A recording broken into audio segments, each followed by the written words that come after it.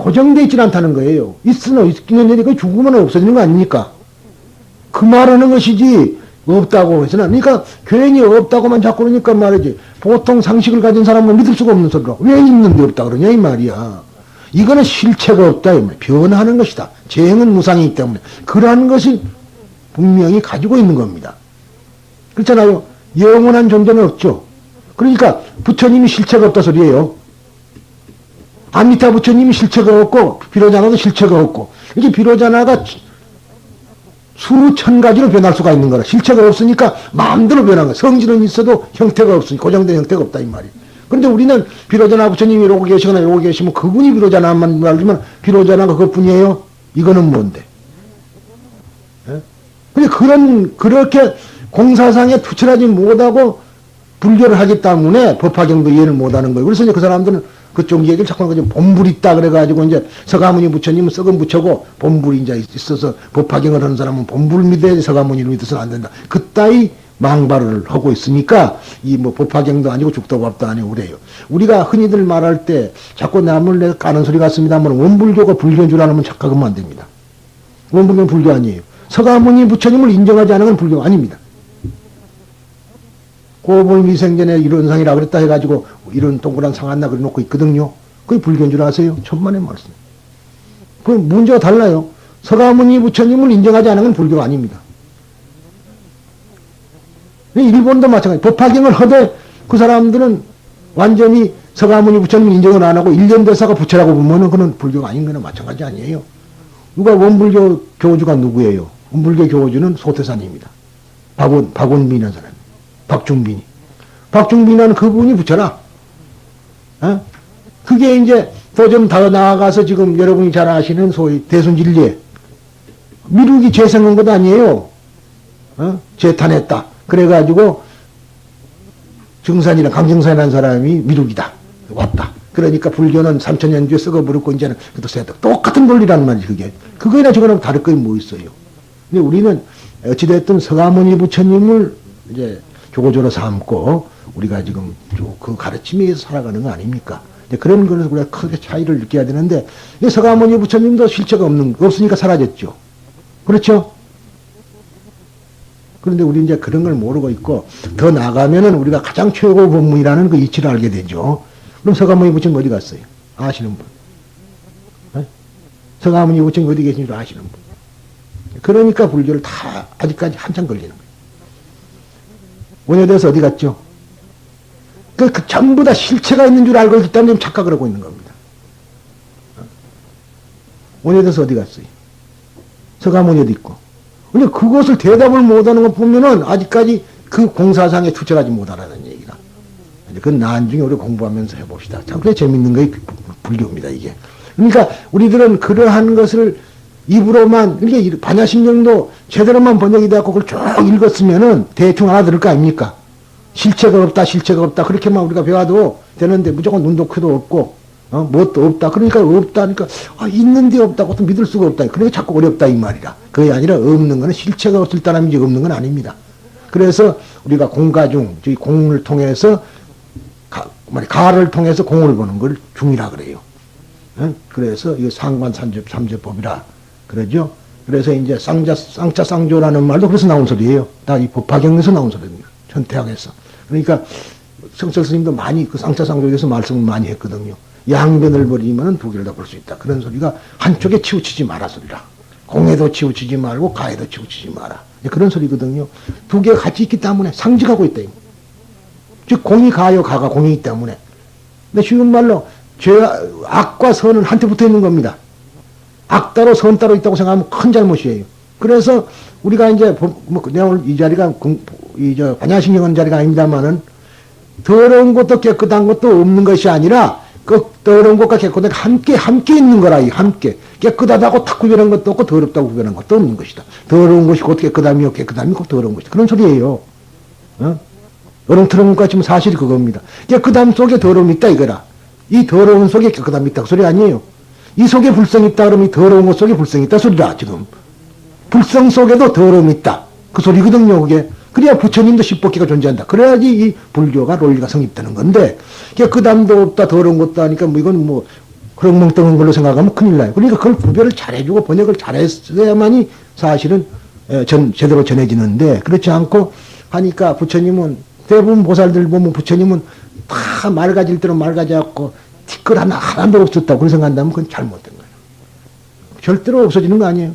여러분들이 성불한다고 하더라도 없어진다고 생각은 하셔야 됩니다. 다만 우리가 어떻게 훈습을 하느냐에 따라서 달라진다 이 말이에요. 지난 시간에 제가 말씀을 드렸는데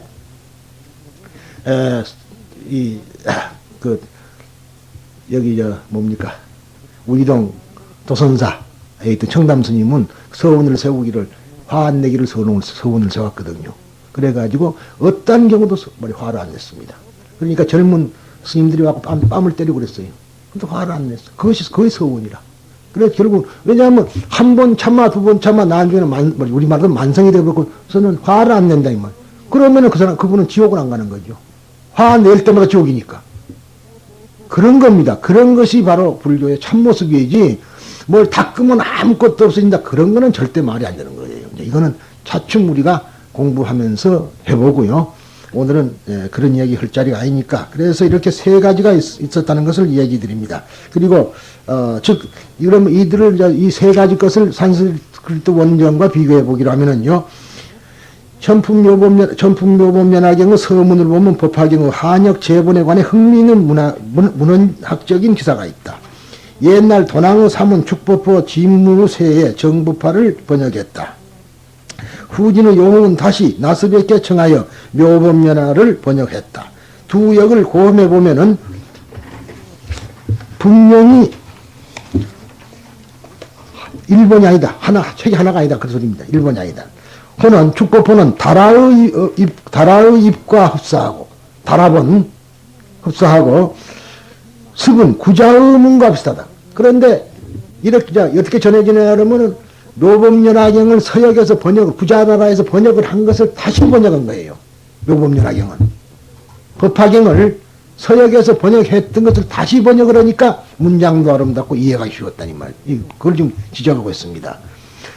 내가 경전을 검토하여 구체적으로 이본을 보니 다라는 즉 정법화와 부회하고 같고요. 맞고 구자는 즉 묘법과 참으로 같다.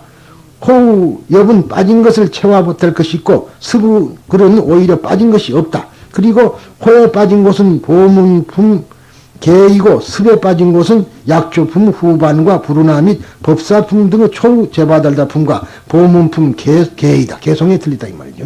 빠진 것이 많다. 습은 또 총루품을 옮겨 야광품을 앞에 두었고 이본 모두 다라니품을 나란히 보문품을 뒤에 두었다. 그랬거든요. 근데 이제 원본은 그래 안 돼 있어요. 총루품이 제일 마지막에 27번 시대가 있는 건데 원본은 지금 구마라집의 묘법연화경은 그것이 22에 와 있습니다. 그런 소리입니다. 지금 이게 거듭 천추구 다라의 본을 교감하면은 부르나미 법사품 등 이 품의 처음 부분이 교감본에는 빠져 있고 약졸품은 다시 후반부를 더하고 제바다다품은 보타품에 통입하고 다라니품을 실력품의 뒤에 두며 총루품으로서 그 끝을 맺는다. 우는 그렇게 이렇게 한역 3번의 이동을 상세히 기술하고 있다. 다만 여기에 기술한 부르나로 칭하는 품이 어떤 것인가 것을 가리키는가가 문제이나 당면한 고찰에 직접 관계가 없으므로 무시하기로 한다. 그랬습니다.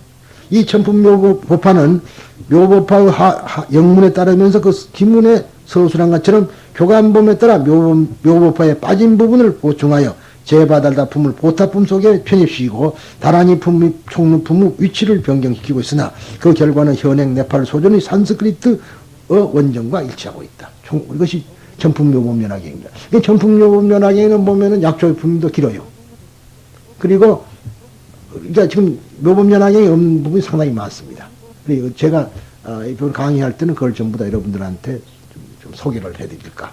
그러니까 지금까지 묘법연화경만이 법화경인 줄 착각을 하고 그래서 이제 지금도 제가 뭐 자꾸 입질에 많이 오른 것은 한때 내가 법화종에 가서 공부를 했기 때문에 법화종에 아는 사람들이 많아요. 근데 지금 내가 뭔 말하면 사상까지 나를 물고 건드린다 이 말이라. 자기들이 법화라고 나는 아니라는 거지. 근데 나는 왜냐하면은 자기들은 문파로 봐서는 아니죠 내가. 그렇지만은 나는 헛소리 한다는 거라. 왜 헛소리 하면 이렇게 보문품 개도 말하자면 보문품 같은 것도 개성이 아미타불을 잇다는 소리로 하고 그래요. 이제 대부분 여러분들은 그리 않을 겁니다만, 그래서 어느 날 하루가 이제 그때 제 환갑이 이제 세수로 환갑됩니다. 한 4, 5년 전에. 이제 우리 집에서, 소위 법사들이 많이 모였어요. 근데 같이 저녁을 먹으면서 내가, 여러분들 죽으면 다 어디로 가지? 고 물어봤더니 대답한 사람이 하나도 없어. 이 멍청한 것들이. 그래서, 아니, 법화경을 그렇게 했다는데 갈 줄도 모르냐? 아니, 어디서 와도 어디서 갈 줄도 모르는 것이 지금까지 불교했느냐? 그럴 거 아니에요. 어디서 와서 어디로 갈 줄도 모르는 것이 불교했느냐, 이 말이라. 우리나라 사람들은 많습니다. 어디서 와서 어디로 갈 줄 모르는 사람. 버스도 못하고 구천을 헤맬 것 같다.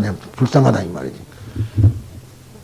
그랬더니 무슨 소리냐, 그래. 그래서 아미타 부처님 앞으로 가는 거 아니냐, 그랬더니 그런 글이 여기가 있느냐, 그래서. 야, 묘법연화경 제발달라품 제23을 봐라. 아니, 그것이 아닙니다. 야광보살 본사품을 보라 그랬거든. 그랬더니 거짓말이래. 그러면 좋다. 책 가져와라. 가지고 보여줬더니 깜짝 놀래요. 이런 것이 있느냐고. 그 사람들은 자기들 공부는 분야만 봤지 법화경 전체를 못 봤기 때문에 어디서 와서 어디로 가는 줄도 모른다, 이 말. 대부분 사람들이 어디서 와서 어디로 갈 줄 모르고 그냥 하루하루 살다 가죠. 그래, 내가 하는 말이 불쌍하다, 이 축생들아. 왜 축생이냐 그러면 일본 사람은 치쿠쇼 그런 아주 욕입니다만은 사실은 축생과 다름없어요. 걔가 어디로 가서 어디서 와서 어디로 가는지 모르죠. 소도 모르고. 사람도 어디서 와서 어디로 갈 줄 모르면 개와 다름없다, 이 말이 내 말은. 그래, 축생 같다, 이 말. 그렇지 않습니까, 여러분들? 대부분 사람들이 어디서 와서 어디로 간 줄 몰라요. 내가 누군 줄 모른다, 이 말이에요. 그러니까 내가 누군 줄 모르고 어디서 와서 어디로 가는 줄 모르는 사람이기 때문에 그날의 생활이 엉망일 수밖에. 그렇잖아요. 자기가 어디서 와서 어디로 가는 줄 아는 거 내가 누구를 아는 사람이면 오늘 내가 무엇을 해야 할 것인가 알 거 아니냐, 이 말이에요.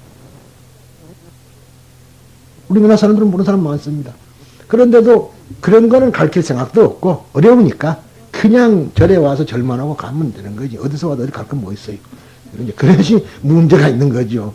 대부분 우리들은 그래서 더 적어도 어디서 와서 어디로 갈 줄은 알아야 되겠다. 그런 이야기를 제가 꼭 여러분들한테 하고 싶습니다. 그리고 그런데 이러한 사실은 천품법화의 역출의 지음하에 사용한 교감본이 현행 원전과 같은 형식이었던 것. 따라서 현행 원전의 조형은 적어도 이 역출연대 즉 서기 601년보다도 이전으로 거슬러 올라가면 알 수 있다.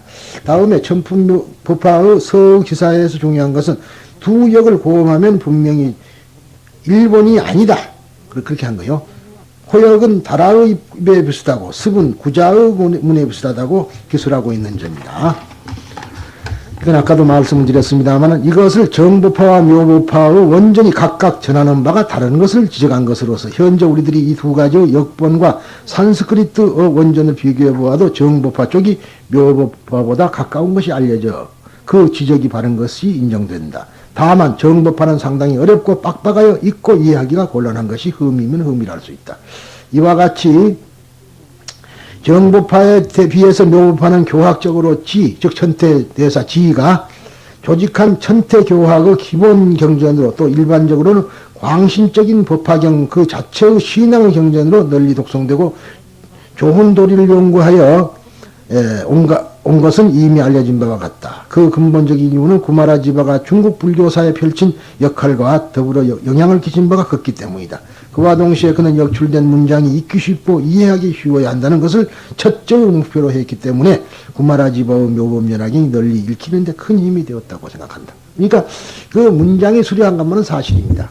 그리고 이해하기는 상당히 좋게 되어 있어요. 그러나 원래의 말이자면은 산스크리트로 된 사트르마 분다리하고는 조금 거리가 있다는 것을 제가 미리 말씀을 해둡니다. 그러니까 지금 일반적으로 한국에 널리 좀 알려져 있는 법화경 소위 그것만 법화경이라고 해서는 안 되고 좀 더 이제 앞을 내다보고 해야 된다 이 말. 그렇죠? 지금 제가 여러분들이 갖고 있는 그 법화경 이걸 아니 반야신경 번역해 놓은 것은 저 산스크리트본을 보고 한 겁니다. 지금 반야신경 있죠? 그렇게 써져 있어요. 그러니까 좀 더 우리가 이제는 번역하더라도 산스크리트 본 같은 걸 되게 보고서 이건 무슨 것인가 알고 해야 되는데 그냥 무조건 옛날 한문만 갖고 그냥 하니까 한문은 중국말이기 때문에요. 중국 사람은 알아들어요. 우리나라 사람은 아직까지 그런 것을 알기가 힘듭니다. 오직하면 세종대왕이 말하자면은 얼마나 가련 말하자면 국민이 불쌍해서 중국과 서로 뜻이 삼었지 아니하야. 그렇죠? 28글자를 망간원이 하는데 만드노니 하니까 말이죠. 그러니까 그런 것을 우리가 생각해 보면은 상당히 필요한 글입니다. 그래서 이제부터는 묘법연화경을 중심으로 하되 그것이 어느 부분은 빠졌고 이것은 이렇게 봐야 될 것이고 하는 문제 같은 것을 우리가 앞으로 공부하면서 해야겠다는 얘기입니다. 그리고 이제 또 그뿐만 아니라 티벳역, 서장역으로도 번역이 되었고 또 우리나라 말로도 번역이 되어 있습니다. 8세기 말에서 9세기 초에 걸쳐서 스렌드라보디와 에시에디에 의해서 번역한 것을 일본의 가와구치가 번본을 참조하여 다시 1924년에 범장 전역 묘법 백연화경이라는 제목으로 출간했으며 그 밖에 서하역어도 있고요, 몽고어역도 있고 만주어역도 있고 조속 한글역도 있습니다. 한글역은 언제 됐느냐? 여러분들이 기 아시는 분도 있을 겁니다만은 세종조라 그럽니다만은 세조대왕 때 강경도 가면서 경전 5가지를 중요한 경전 5가지를 번역했습니다. 그 이제 금강경, 이 법화경이요. 그 다음에 아미타경, 그 다음에 능엄경, 또 하나가 5가지인데 기억이 얼마 안 나요. 이 5가지를 번역한 것 중에 하나입니다. 이게. 그러니까 이러한 경전이 그때 우리말로 번역이 됐는데 원문을 무시하는 풍조가 있었죠. 그래서 이것을 안 하게 된 거예요. 지금 저도 이거 번역할 때 가장 중요한 것은 우리 한글본을 말하자면 가장 중요시해서 번역한 겁니다. 그런데 그랬고 띄엄띄엄 이제 원본, 소위 산스크리트 원전도 연구를 하면서 했는데 역시나 그때의 그 번역이 우리나라 분들의 번역한 것이 물론 유학자들이지만서도요 굉장히 번역을 잘해놓은 거예요. 기가 막히게 번역을 잘해놓은 겁니다. 그런 것이 그때 있어서 지금까지 이렇게 내려왔으면 좋은데 중간에 의문은 저것은 여자들이 날 것이고 쌍놈이 날 것이다 그래가지고 없애버렸기 때문에 오늘날 이렇게 됐고요. 불교가 불교로서 전해지지 못하고 그냥 또 스님들이 그 항시 한문을 해야지 양반들하고 대화가 될 거 아니에요. 그러니까 거의 한글 쪽은 무시해버리고 한문 쪽으로 계속 이어왔던 것이다. 그렇게 봐야죠. 중생은 어찌됐든 말았든. 그러니까 더구나 산중불교가 되고 보니까 자기들만 가지고 이걸 하고 또 시간도 없고 그런 뭐 신도들이 왔다 갔다 하는 그 뭐 밥 먹고 가려면 바쁘잖아요. 이게 절여물이 밥 먹고 가는 걸로 되어버렸고 그렇게 돼서 산중불교가 되다 보니까 이렇게 오늘날 불교가 우리나라는 쇠퇴하게 됐던 건데 이제 방송국도 생겼고 또 우리가 이 번역한 작업을 한 지가 오래됐습니다. 1965년부터 출발해가지고 번역을 했다가 동체물제도 했습니다만 하다가 보니까 연근 노장 스님이 돌아가신 노장 스님도 욕하는 것 같아서 죄송합니다만 운어 스님 고집이 보통이 아니라 그래가지고는 번역을 이래서는 안 된다고 했더니 나보고 머리 깎은 지도 얼마 안 된 놈이 건방지다고 소리 지길래 그만둡시다 그러면 내가 그만두고 가고 그럼 와버렸어. 짜질머지고 와버렸어요. 그래서 이제 남은 분이 이제 법정 스님하고 지금 누구야 그 제일 오랫동안 있던 사람들 갖고 말합니다만은 스님은 법정 스님이 제일 오래 있었고 그 다음에 지금 법보신문 주필하는 박경훈 그분이 또 오래 있었고 몇 분 안 남았습니다. 그러고는 다들 뿔뿔이 헤어져 버렸어요. 그리고 그 전에 동국대학교에 있던 이제 서교수라고 이렇게 시험 많이 난 사람이 있었어요. 그 사람 서경수라고 우리 후배인데 거기도 죽어버렸고 뭐 우물우물하면서 다 지금 역경하는 사람들이 있긴 있습니다만은 이제 다시 해야 돼요. 참 우리나라 그 한글 번역본이 다 돈 아깝게 번역한 겁니다. 왜 그러냐면은 제일 처음에 싸운 것이 외국인이 셈이 있고 그래서 화가 나더라고요. 뭐 셈이 있기는 뭔 셈이 있어. 이게 무가 아니야. 말이죠. 셈이 없고 무루 그러면 이제 셈이 없다는 거예요. 그 다음에 무이 그러면 함이 없고 어찌 알아? 차라리 무이 그래 놓으면 한문자로 사전 찾아보면 나와요. 국어 사전에. 셈이 없고는 안 나옵니다. 함이 없고도 안 나와. 무슨 뜻인 줄 알아야지 이게. 우리말로도 안 되는 소리 한문으로 그대로 번역을 해놓으니까 이래서는 안 됩니다. 적어도 우리말로 아주 고치고 의역이 아니라 부처님께서는 인도 사람들한테 이야기한 겁니다. 그러면 인도 사람이 알아들었을 거 아니에요. 우리도 알아듣는 소리 해야지 못 알아듣는 소리를 만들어내갖고 하면 되질 않는다고 했더니 그리고 걷는다고 꼭 그리 고집을 부리고 반야바람 일때 할 때 꼭 걷는다고만 고집을 부리고 그래서 내가 안 하겠어. 이런 것 같으면 나는 속성이 안 맞으니까 차라리 그만두겠어 그러고 이제 도망을 쳐버렸는데 결국은 그래서 나는 내 혼자 복단적으로 산스크리트 들어갖고 이제 많이 이렇게 여러분들에게 소개를 해주고 있습니다. 그러니까 앞으로 여러분들도 그런 점을 중요시 해가지고 우리나라 말로 된 것이 혹시 여러분들 손에 들어가면은 한번 읽어보시고 또 아마 고어로 됐기 때문에 좀 어려워요. 저는 다행히 그래도 고어를 전공을 했기 때문에 어떻게 번역을 해먹으라고 그랬는데 그 전공을 또 그런 걸 했었기 때문에 된 겁니다.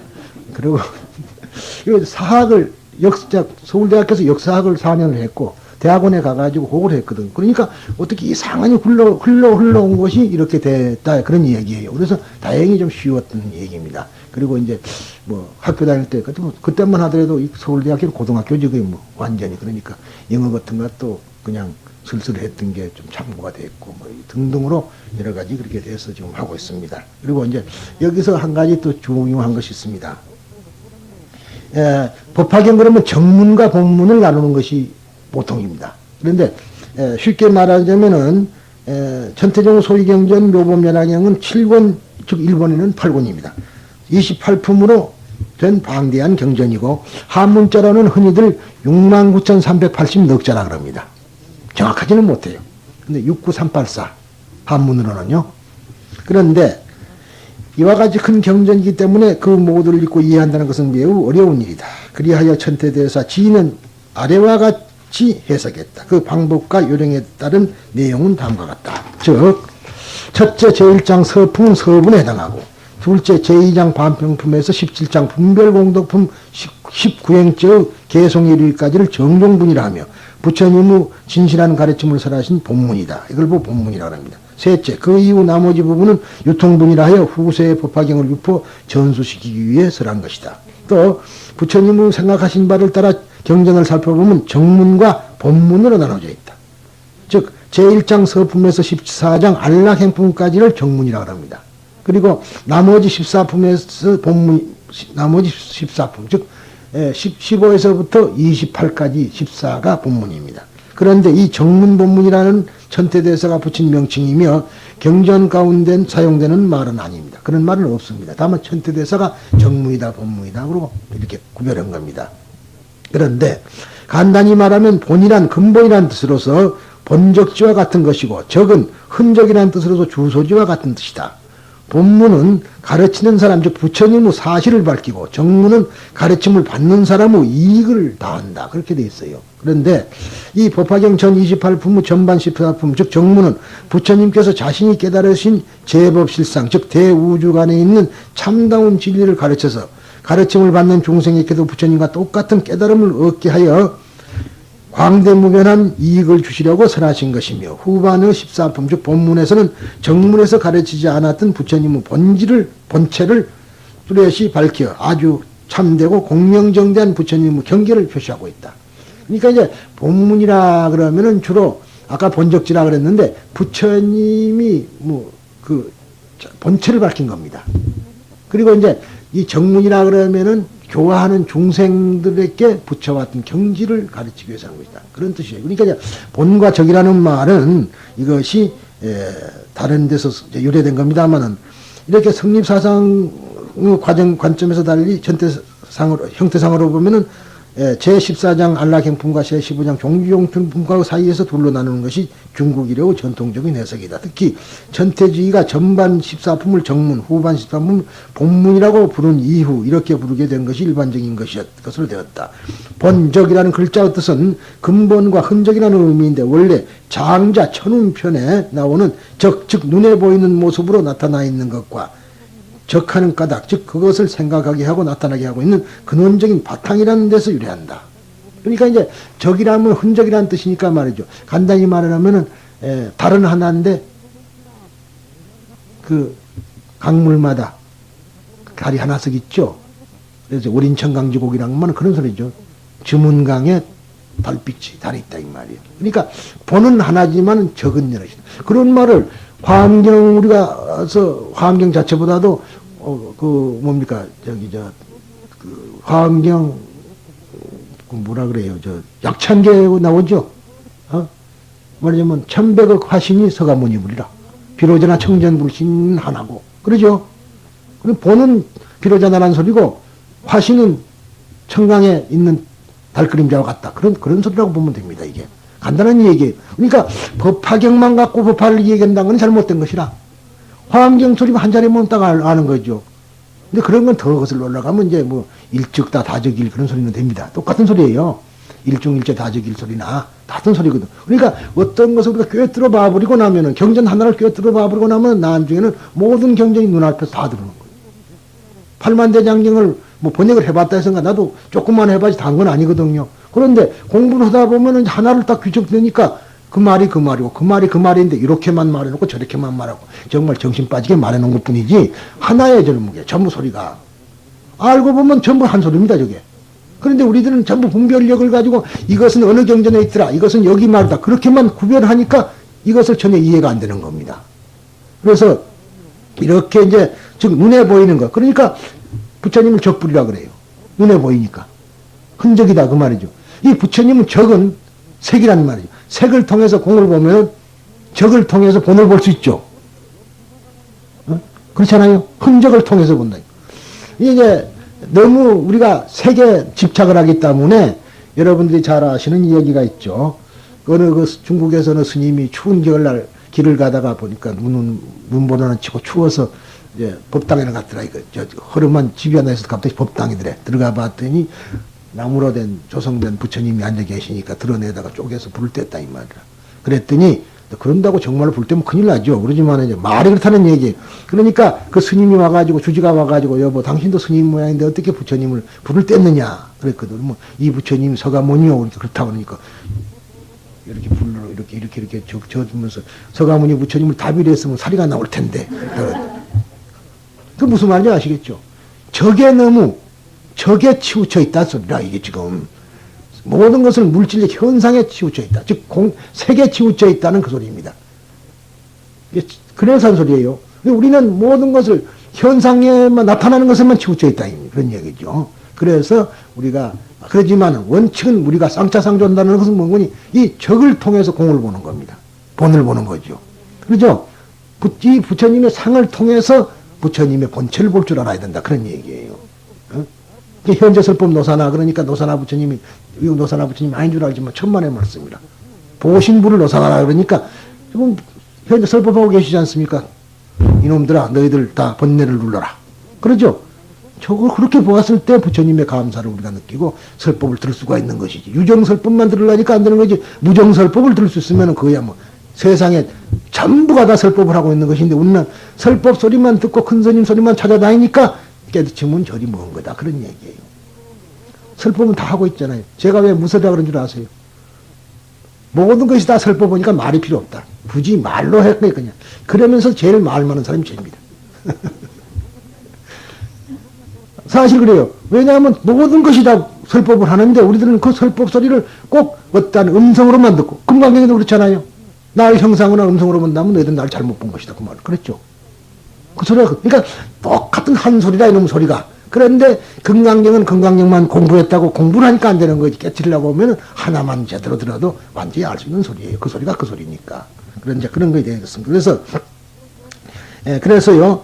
즉 이 장자의 주석서를 서술한 서진의 곽상과 그 곽상의 영향을 받은 구마라지바의 제자인 승조 등에 의해서 현실의 사상과 그 근원으로서의 그것을 생하게 하고 나타나게 하는 본체라는 상대 개념의 논리를 현한 말로서 사용한 이후 일반화된 것이다. 그러니까 현실의 사상과 그 사상의 근원으로서의 즉 말하자면 형상의 근원으로서의 그 사상을 그 형상을 만들어낸 생하게 하고 나타나게 한 그 본체가 있을 거 아니냐, 본질이. 그것이라는 말을 이제 지금에 와가지고 적과 본이라 이렇게 됐었는데, 주로 이제 아까 말한 대로 뭐, 그렇게도 이렇게도 이해합니다. 공부를 다 이렇게 서양식으로 말하자면은 실청 이성 비판도 있고 순수 이성 비판도 있고 하는 식으로 우리가 종교적인 면은 본문이고 또 말하자면 이론적인 면은 정문이다. 이렇게도 봐도 상관이 없습니다. 그러니까 만약 정문에서 이론을 정립이 안 되면은 원 본문을 이해할 수가 없고. 본적이 일치가 되고 보니까 방편품을 제대로 이해해버리면은 수량품이 쉽고, 수량품을 제대로 이해하면 방편품이 쉽고 그래요. 그래서 이 법화경은 방편품과 수량품을 보고 아주 두 산맥으로 이루고 있다. 그러니까 하나는 이론적이고 하나는 종교적이다. 이렇게 보셔도 상관이 없습니다. 그런데 천태가 법화경을 14장 안락행품과 15장 종류용품을 경계로 하여 정문과 본문으로 나눈 것은 다음 열의 수량품에서 교주 석존이 설한 아득한 옛날의 성불하여 지금에 이루는 본불이라는 그 본지가 밝혀져 있기 때문이다. 그래서 이제 본불이란 말이 나왔는데 또 본불이 있는 줄 알아요. 대부분이 비로자나가 있는 줄 아는 것처럼. 비로자나는 빛이란 소리죠. 바이로차나. 빛이란 소리입니다. 빛이 체가 있습니까? 체가 있어요. 성질은 있지만은 체가 없습니다. 전기불이 체가 있습니까? 체가 없습니다. 저거는. 성질만 있는 거. 그거 똑같은 소리예요. 그러니까 바이로차나라는 말을 인격화시키니까 불이 된 거예요. 빛이라는 말을 인격화시킨 겁니다. 그게 불이라는 말이죠. 그런데 우리들은 무슨 불 그러면은 그게 불이 있는 줄 알고. 그러니까 말이야 우리가 쉽게 말하면요. 우리말로 하자면은 람포불, 전기불 그렇게 알고 있으면 돼요. 실체가 없죠. 람포불도 실체가 없고. 그렇게 알고 있으면 되는데 우리는 지금 불 그러면 무조건 형상을 떠올린다 이 말이에요. 뭔 이름만 탁 나오면 형상이 떠오릅니다. 그래서 금강경에도 아상이라는 말을 세로상자를 쓴 거예요. 원래는 생각상자거든요, 저게. 아상이라는 말이 나라는 생각, 아토마이라는 생각이라고 되어 있는데, 글자는 그렇게 쓰면은 안 될 것이 뭐, 되기는 되는데, 이것은 그렇게 되면 안 되겠다. 우리는 그저 말만 하면 어떤 상을 떠올린다, 이 말. 그래서 아상이라고 세로상자를 쓴 겁니다, 저게. 이유가 그래요. 같은 글자입니다, 이게. 지금 아상이라고 이렇게 쓰죠? 요거예요, 나라는 생각. 그런데 우리는 이름만 딱 명색이 그렇죠. 명만 딱 떨어지면 색이나 생각이 된다고. 그것이 우리가 미혹하는 근원입니다. 생각해 보세요. 하여튼 이름만 딱 있으면은 그냥 어떤 형상을 떠올려. 근데 형상이 아니라 성질만 있다니 작용만 있는 거, 능력만 있는 거라. 그것에서 착각을 일으키면 안 되는 겁니다. 육조 해능대사께서 금강경 해석을 했을 때 바로 그렇게 있어요. 상은 있듯 성은 있듯 상은 없다. 그것을 알아야 됩니다. 그 말 한 자리에서 결정돼 버린 소리인데 그걸 모르고 자꾸 그거는 그냥 지나가 버리니까 우리가 큰 문제가 있고 또 그것을 골똘히 생각해서 자기 걸로 만들어야 되는데 그냥 글자로서 지나가 버리니까 보기는 봤는데 그게 자기화되지 못했다는 큰 모순이 있죠. 그래서 그 2절 14장의 열의 수람품에서 밝혀진 본부의 중생교화를 위해서 모습을 다시 짓고 나타난 것이므로 적불에 의해서 설해진 본문이라는 의미에서 정문이라는 것이다. 그러니까 이제 지금 현재 일본 쪽에서 흘러나온 그 종교, 그 말이냐면 법화종이라는 거는 본문이 주라.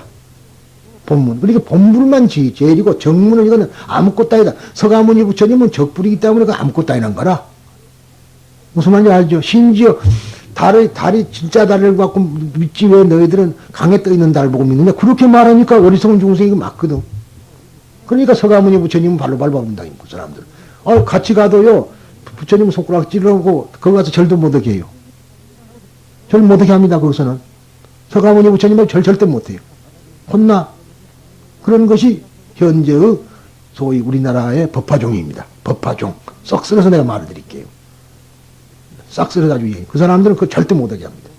그리고 스님들, 조계종 스님들 보고 절대 못하게 해요. 자기들이 최고니까 하지 마라. 아주 고약스러운 종단이라 오늘 이러다가 내가 매 맞아 죽지 싶은데 제가 거기 있어봤기 때문에 하는 소리입니다. 근데 그래서는 안 되거든. 이게 본적이 뭔지를 모르고 지금 하는 소리다. 학문적으로. 그러므로 적부로 교화를 받은 보살들 구체적으로 정문의 모임에 등장하는 만주슈리 즉 문수, 마이트리아, 미륵, 사만타바드라, 보현, 아바로키테스바라, 간음 등 보살들은 적화의 보살이라 부르고 본문의 구원 실성의 본불에 기화된 보살들 즉 제15장 종지용춘품에 등장한 땅에서 솟아나온 지용의 보살들을 본하의 보살이라 한다. 이렇게 해서 본하의 보살과 적화의 보살이 또 구별이 됩니다. 그래서 적화 타방에서 온 보살은 완전히 잘못된 보살이고 이제 물론 교학적으로 가르치려면 그럴 필요도 있어요. 여러분들이 이제 새로 지금 들으면 이제 여러분들이 지용보살들이 되는 겁니다. 무슨 말인지 아세요? 여러분들이 이제 이 법화의 설법을 듣고 다시 자기가 말하자면 교화된다면은 그렇지 않겠어요? 지금까지는 그냥 물론 우리 보살이라는 거는 형상을 갖고 말한 거 아니라 그랬죠 아까도. 너 보살 그러면 그냥 관세음 보살 저렇게 하면 어떤 상만 떠올리지 말고 문제는 성품이니까 망을 말한 거거든. 몸이 어떤 형태를 가졌든 스님이 됐든 스님이 아니든 다르다 이 말이에요. 그래서 옛날에는요 비구계 받은 뒤에 보살기를 다시 받아요. 구족계 다음에 보살기를 받습니다. 그래서 그걸 원돈대계라 그래요. 참 어렵습니다만 그게는. 그런데 우리들은 지금 그런 게 다 없어지고 금강계만 받으면 끝나고 이제 그런 식이 돼서 그런데 사실은 완전히 상구벌이 하와중생 하겠다는 하와중생 하면 상구벌이 하게 된다는 그런 이치를 깨치는 사람이어야 된다 이 말이에요. 그래서 한 소리입니다. 그래서 지용의 보살 땅에서 솟아나온 것이다. 이게 지장보살은 땅속에 감춰진 보살이면은 어째요? 땅속에 숨어있는 보살이 지장보살이라면은 땅속에서 올라온 보살이 지용보살이라 그렇게 알면 돼요. 그런데 우리가 지금 중생무견 서원도 한 것이 지장보살의 서원 아니? 이게 지장보살이란 모든 보살의 서원이라. 그 서원만은 그걸 중생무변 서원들을 실천하기 위해서 실천하는 보살이 지용보살이다. 올라와서 하니까. 그러죠. 땅 속에서 아무리 들어앉아갖고 보살을 구하겠다는 분은 뭐 하겠느냐. 이제는 우리가 나와가지고 진짜로 보살을 구하러 가자 하는 것이 이제 지용보살. 그런 이론입니다. 그러니까 결국은 더 생동적이고 더 말하자면은 역동적으로 실제적으로 보살을 건지는 그러한 행위를 하는 보살 건지는 게 아니라 중생을 건지는 그러한 행위를 하는 그러한 것을 이제 지용보살이 한다. 그렇게 되어 있는 겁니다. 그러니까 결국은 다른 경전에서도 없던 특수한 말하자면 더 약동적이고 생동적이고 그러니까 왜 그러냐면 내가 어디서 와서 어디로 가고 내는 왜 이 세상에 왔는가를 알기 때문에 가능한 거예요. 그거는 지금 비밀로 놔둘게요. 그건 이다음 좀 있으면 나오니까. 그래서 법화경이 그래서 좋다는 겁니다. 그래서 우리가 아미타는 부르면 극락만 가지요. 그런데 이제 그러면은 아미타 불러가지고 극락 가는 표를 판다면은 이제 그거는 옛날 천주교 사는 식인데 이 법화경은 그게 아니라 갔다가 오는 표도 판다고. 이 다음 들어보시면 그래서 기가 막힌 거예요, 이게. 근데 대부분 좋다는 말만 하지, 진실로 어디가 좋은 줄 모르고 있다, 이 말이, 이 경전에. 그래서 문제가 있는 거죠. 그런데 이와 같이 법화경은 정문과 법문으로 나눠져 있으나 어느 쪽이나 모두 중생을 인도하여 깨달음을 열도록 하는 부처님의 큰 자비심을 나타낸 것이므로 양자에게 가르치고 높낮임이나 이익의 위협은 없는 것이다.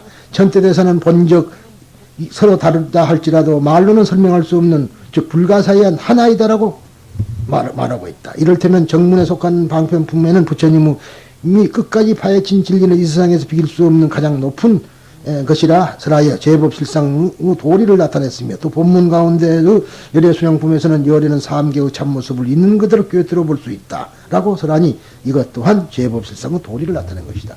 이게 우리가 있는 그대로를 바라보는 거죠. 정견이라는 말을 바르게 본다. 물론 바른 견해라는 뜻도 됩니다만 있는 걸 바라보라. 너희들은 어떻게 자꾸 다르게 생각하느냐. 뜰 앞에 잣나무니라. 이게 선어 같은 것도 말이죠. 이 법화경으로 보면 쉽디 쉬워요. 무슨 말인가 그냥 안다 이 말이에요. 너희들은 어떻게 있는 그대로 보지 않고 자꾸 다르게 보느냐 이 말이에요. 불교가 뭐냐. 부처님이 누구냐고 보니까 뜰 앞에 잣나무다. 있는 그대로 거의. 그런데 우리는 그걸 안 한다. 툭 하면은 그래. 그래서 옛날에 오늘은 그 생략하랍니다만은 뭐 다 아는 얘기 아니에요. 그 화계사에 계시는 춘성스님. 그분 말씀. 그런 분은 말이죠. 해학적으로 말한 게 아니라 있는 그대로 말하니까 보살들이 얼굴이 빨개져 버려. 이상하죠? 이게 누가 나쁜 거예요? 춘성스님이 나쁜 분이냐? 빨개지는 그 보살들이 나쁜 사람이야. 보살들은 마음이 웅큼하니까 빨개진 거라, 그거는. 사실 그렇습니다. 그러니까 우리가 그런 걸 이치를 알아야 돼요. 그러니까 깃다가 그럽니다. 근데 요즘 우리나라 사람들은 차 마시러 가라 그러지만 그게 아니고 차 마시고 오라 소리거든요. 갔다 오라 소리라. 물어보니까 왜냐면 다반사가 불교다 이 말이야. 차 마시는 거이 불교지. 불교가 따로 있다고 니가 믿으면 말이야 묻는 거이 잘못된 소리입니다. 차 마시는 것도 불교다. 그런데 불교가 따로 있다고 생각하고 어디가 또 무엇이 또 있는 줄 알고 찾고 다니지 말라. 말하자면 기독교에 그런 거 있습니다. 자, 보면은요, 너희 운명은 너희 손바닥에 써여 있나니 그래 있단 말이에요. 이렇게 수상보라는 거 아니에요. 가장 가까운 데 손바닥이거든. 어? 그렇죠? 손바닥이 제일 가깝잖아요, 우리하고. 이 가장 가까운데 진리가 있는 것이지 따로 있는 것이 아니다, 그 소리라. 근데 기독교 사람들은 뭐 그거 손바닥에 있는 줄 알고 손바닥만 요구하는 사람이 있다. 근데 그래서는 안 되는 거죠. 이게 우리가 가장 가까운데 있는 것인데 너희들은 자꾸 딴 데서 뭘 구하려 하느냐. 그런 뜻이 되겠죠. 그래서 이렇게 다 적이나 본이나 똑같은 이야기들인데 있는 그대로 그 모습을 바라고 보는 거. 근데 그를 그냥 있는 걸 그대로 인정을 하라는 것이 아니라, 그러니까 말하자면 금강경은 부정을 통해서 모든 걸 부정합니다. 그래서 집착을 여의라는 거이고, 한술 더 떠서 이거는 있는 것을 있는 그대로 참모습을 본다는 거예요. 그러니까 색을 통해서 공을 보는 거. 삼재 상관법이라 했죠. 이거 중간법이라 그래요. 중간법. 중재라 그럽니다. 이것을 통해서 우리가 진실을 바로 알자는 거죠. 그러니까 모든 선의 궁극의 목적은 바로 이 무엇고, 그 말이 바로 이것은 무엇이냐 하는 건데, 그것부터 출발해가지고 있는 그대로를 바로 본다는 얘기예요. 부정해서는 안 됩니다. 지금 우리가 보면은요, 이 세상에 있는 것이 물론 집착을 하니까 그렇지, 집착만 안 하고 보면 이 세상의 모든 것이 다 나를 살려주고 있는 거다, 이 말. 그렇잖아요. 이 세상에 있는 게 다, 모든 것이 나를 살려주고 있는 거라. 흙 하나, 먼지 한 톨이라도 나를 살려주고 있는 것인데, 이제 금강경에서는 집착을 얘기하기 위해서 모든 것을 부정적으로 이야기했는가 하면은, 법화경에 와서는 그게 아니라 모두 긍정적으로 이야기하고 이 세상을 아름답게 꾸미라는 얘기죠. 차이가 많이 납니다. 그런 데서. 그러나 궁극에 가서는 하나예요. 결론적으로 본문 정문도 모두 석종께서 깨달으신 천지우주간의 거룩하고 진실한 도리, 즉 하나의 진실한 묘한 이치를 가르쳐서 본적 어느 것이나 묘법이며 거룩한 가르침이라고 할 수 있다. 그런데 일부에서는 본문이 상위이고 정문은 하위인 양 이해하는